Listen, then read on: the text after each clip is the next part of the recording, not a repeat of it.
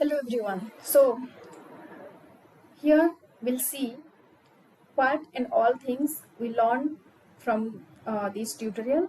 So we learn here that summary is there in front of you.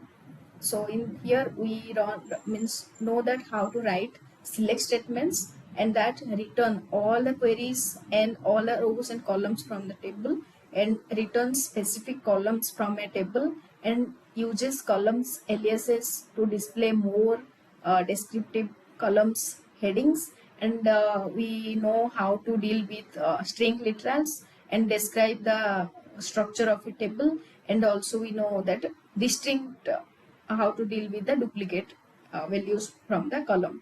So these things this is the summary what we learned from these past 4-5 videos and this my past tutorial. So now this is for you for the practice. So please practice this, because in my last these tutorials I just completely given you that full practical things. Now you can practice by yourself selecting all data from your different tables and describe the structures. Means if you want to know that table structure, then you can use describe or desk of means operator, and after that performing arithmetic calculations and specifying column names.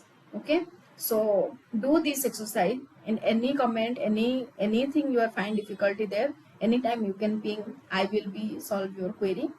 Thank you so much. Bye bye, take care, share it as much as possible and subscribe my channel. Thank you so much.